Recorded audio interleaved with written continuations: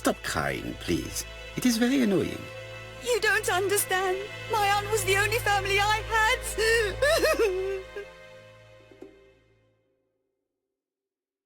If you are her only relative, you will be the only one who inherits. Sir, my aunt was poor. And in any case, I'm not interested in any legacy.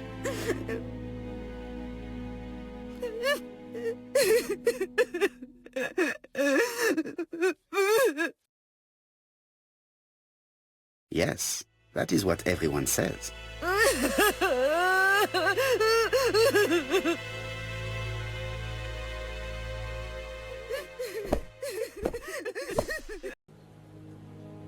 According to the victim's account book, you owed her £10 for tobacco and magazines. That's a lie. She owed me £1, I swear. Enough lies! It's not lies. But you're not quite as clever as what you think.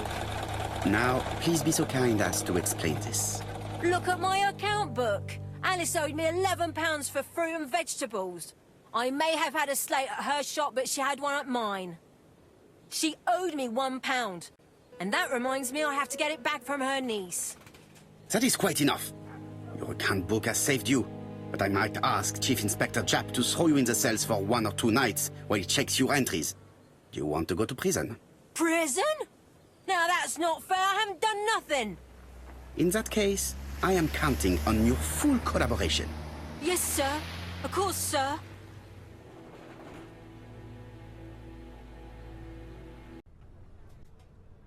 Bonjour, Chief Inspector.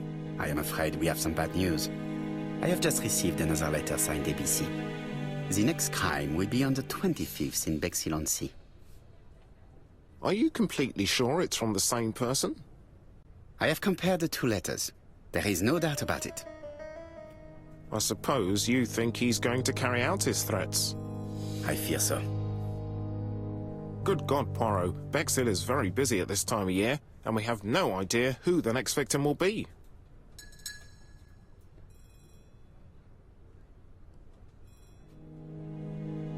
The killer is mad, so he's unpredictable.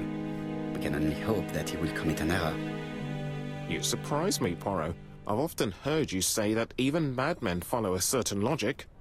I didn't realize you had such a good memory, Chief Inspector. Bien, we should leave you to work, Chief Inspector. You have a few days to prepare yourself. Thank you for coming, my friends. Have you finished, Poirot? Chief Inspector, many questions remain unanswered, but I am certain of one thing.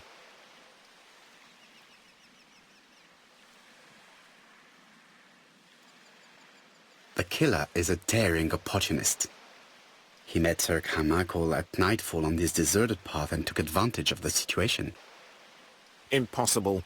You forget the trampled grass behind the bush. Ah, c'est vrai. It proved that he was waiting for his victim. Quite right. He must have known Sir Carmichael's movements well to plan such an attack.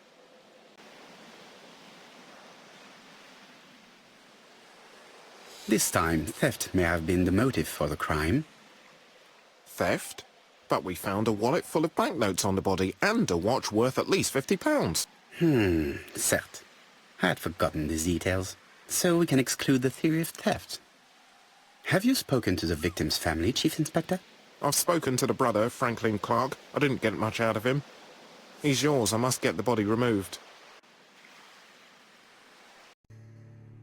You have a good knowledge of art history. Acquired while working with Sir Carmichael. I used to help him manage his collection and choose his new acquisitions.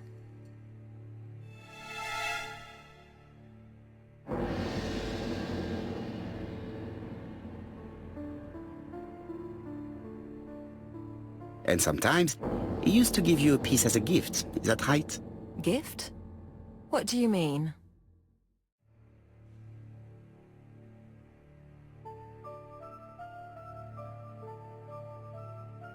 I am referring to your brooch. This old brooch? Mademoiselle, you know perfectly well. I am talking about the magnificent brooch you were wearing earlier.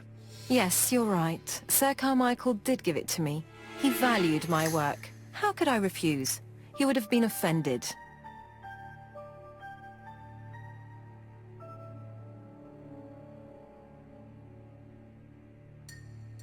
you took it off because of Lady Clarke, am I right?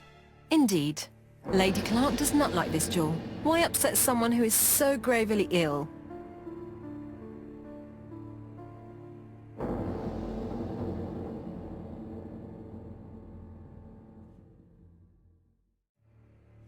I see. This jewel is sinister, do you not think? A black dragon. An omen of death. It is not surprising that it frightens Lady Clarke. Oh no, I don't think so. The Chinese dragon is not destructive. It's a positive symbol. Have you seen any strangers hanging around in the past few days? No. Nobody has been near Comside.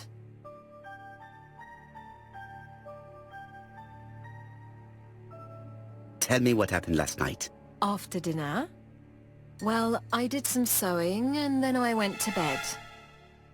I was woken by the telephone at 11. I heard Franklin Clarke speaking with the gardener. They left with some lanterns and they found the body.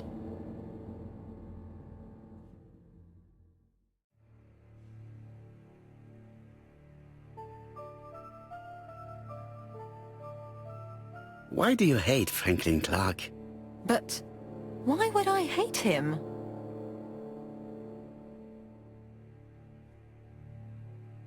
Miss Grey, if I may be so bold, please do not take offence. My friend has rather unusual methods, but all he wants is to find the murderer. Yes, I understand. I must rest. Please excuse me. Earlier, you asked me to watch the living room door for you. I don't wish to be indiscreet, but sometimes a gentleman stumbles upon a secret without intending to. That is sometimes the case. And I saw Franklin Clarke kissing Miss Grey at the foot of the stairs. Do you think this is a common occurrence? No, I saw emotion, intensity. I think it was their first kiss. Well done, mon ami. Well spotted. However, I don't think I completely understand this business. Why did Sir Carmichael not defend himself? He appeared to have been active and strong. The murderer did not give him a chance. Let us try and reconstruct the scene.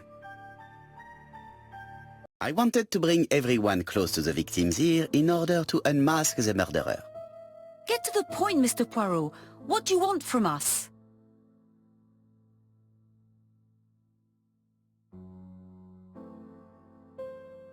Megan, dear girl, please be patient. Mr. Poirot, how dare you address me by my first name? Please excuse me, mademoiselle. What I ask is that you search your memories. Yes, he must have prepared his... Tout à fait. Must we go into the...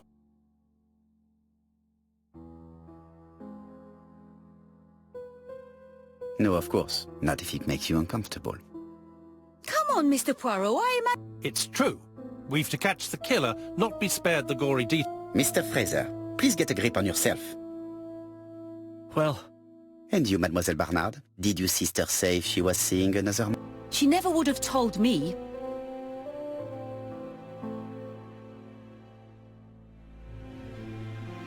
Why would she hide the fact from you?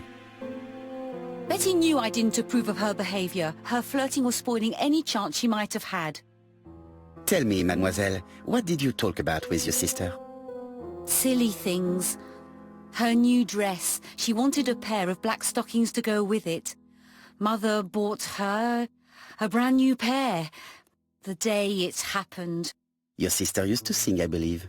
Did she? She dreamt about it, but she had a very bad cough. It troubled her greatly. She had to cancel auditions and miss lots of opportunities. A pity. Yes, she sang well, but that doesn't tell us much about the murderer. Qui sait? In any case, we now have... Let us now try and get our brain cells to work. Mademoiselle, I asked you here in order to answer a very important question.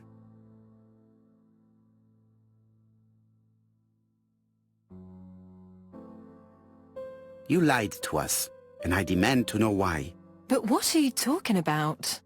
Yet, Lady Clarke maintained that she saw you talking to a stranger on the front doorstep. Really? She must have been mistaken. Oh, I remember now. I'd forgotten all about it, but it wasn't important. It was just a salesman. One of those traders who sell stockings from door to door. Can you describe him to me? Medium size, glasses, dark suit, and a felt hat.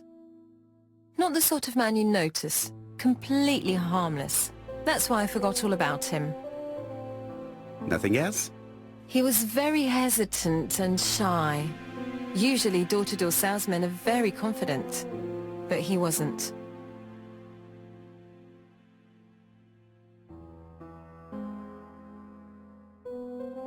Mademoiselle, the circumstances of your departure do not appear very clear. Mr. Poirot, your questions are offensive.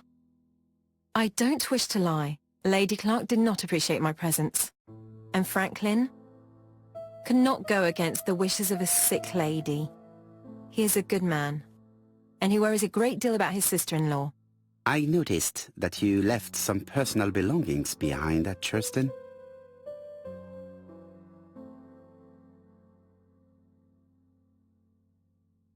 It was too risky for you to keep these objects, am I correct? Risky? What was the risk?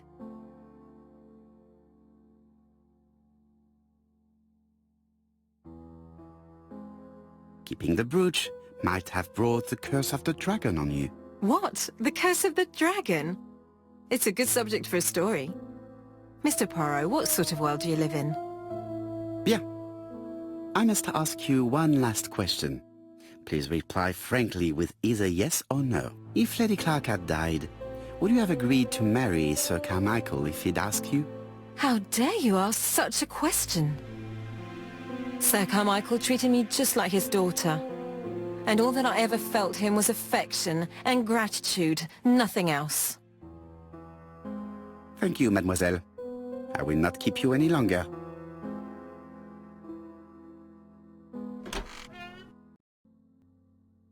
Hello, the Black Swan. Hercule Poirot here. May I speak to the owner? Speaking. Dick Dudley Dunbar. How can I help you? Is there Mr. Cust among your guests? He arrived today. Shall I call him for you?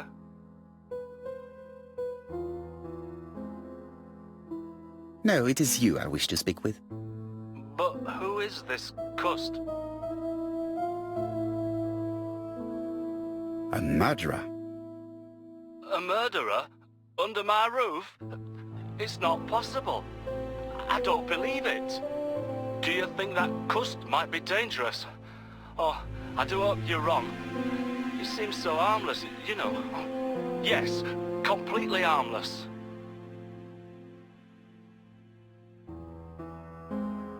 Do not be fooled. He has already killed 3 people and you are next. A murderer? Under my roof? Good God! Dunbar, can you hear me? Dunbar! Hello? Dunbar has had malaise. That's all we needed. I'm calling the Doncaster police. I hope they get there quickly. Hello, Poirot. We have some good news. The police in Doncaster have caught our man at the Black Swan Hotel. They're sending him here by train. How is the hotel owner? He had a heart attack. He was taken to the hospital. Oh no. It is my fault. When I told him the killer was at his hotel, I should have been more considerate. Come on, Poirot. You weren't to know he had a weak heart.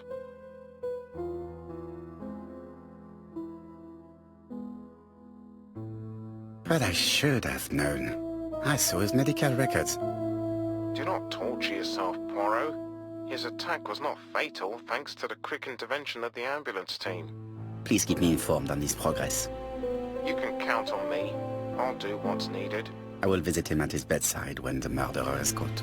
That's typical of you, Poirot. We should focus on the next part of the investigation in order to avoid other incidents. No, of course. While we're... Where? The Marbury... Yes, but...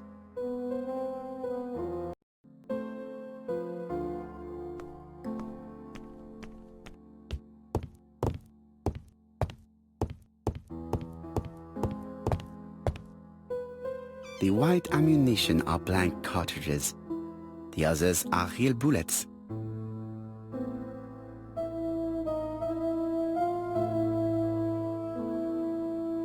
The revolver is loaded with real bullets. I still have time to choose blanks.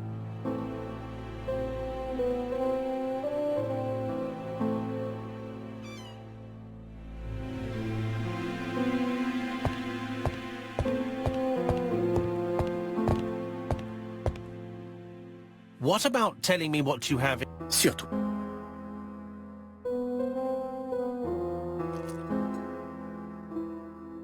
Voila, I entrust you with my weapon. It has hardly been used. It is almost new.